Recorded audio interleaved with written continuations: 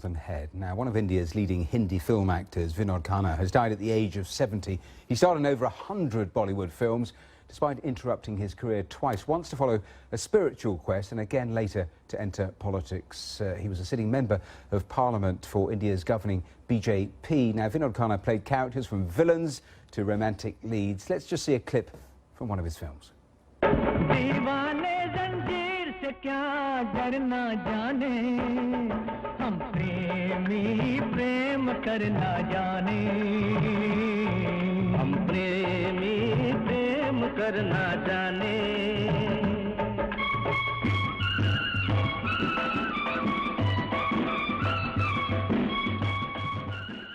Well, with me here in the studio is Haroon Rashid, entertainment reporter on the BBC Asian Network. Just one of the many films he starred in the 70s, 80s. I mean, he was a huge star back then, wasn't he? Absolutely, Matthew. What Vinod Khanna really did was master the art of reinvention. He started off his career in 1968 as a villain. By the early 70s, he was a full-blown romantic hero. And then in the late 70s, doing a lot of two-hero films with Amitabh Bachchan, he managed to be part of this culture of the multi-starrer, which was this pot boiler of romance, action and comedy, and that's really where he created absolute hysteria. What's really interesting with him is he was part of the VHS culture, so people would hire out a Amar Akbar Anthony with Amitabh Bachchan and Vinod Khanna, or a Muqaddar Ka Sikandar, and watch it on repeat, which is why so many people world over are familiar with his work. Even if you go to South Africa or Morocco, where Hindi isn't the spoken language, they know who Vinod Khanna is. Now, we've heard through the course of the day many tributes from the President of India, the Prime Minister of India downwards, and you have spoken to some of his friends and colleagues, haven't you? That's right. I spoke to Ranbir Kapoor firstly, who is Raj Kapoor's son, Raj Kapoor, the legendary filmmaker, and Ranbir actually went to college with Vinod Khanna, so he knew him from his very early years, and he told me that in 1980, the year when The Burning Train and Qurbani, two of Vinod Khanna's biggest hits, released, he told him not to leave the movies. You mentioned that he did take a hiatus in the early 80s to follow a spiritual route, but he urged him not to go, and Vinod Khanna told Ranbir that he had to go. He was adamant, and that he wasn't going to care about the fame or the fortune or the film career he could have. I also spoke to Raveena Tandon. She is a leading film actress, and she worked with him in his second spell in the movies in the 90s, and she said that he was a father figure to everybody he worked with.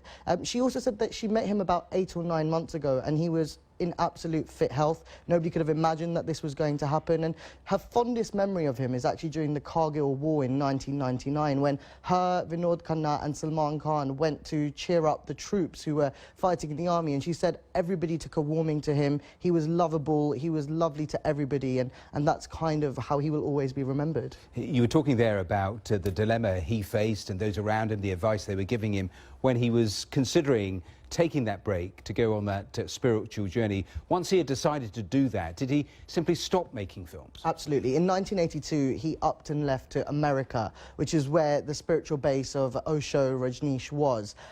But he does say, now, he wasn't a social recluse, but he was a media recluse. He didn't do very many interviews. But when he would speak about this, he would say that he was never scared of regaining the fame that he lost during that period. It was something he had to do. I mean, he left his 2 children and his wife behind as well, and this was something he felt very passionately about. And similarly, when he left to go and venture into politics in the late 90s, he said he couldn't divide his time equally between 2 things. If he was going to give his all to something, it had to be that and that alone. But even still, in his last few years, he was working with megastars like Salman Khan. His last film was with Shah Rukh Khan, so he will forever be a bona fide hero.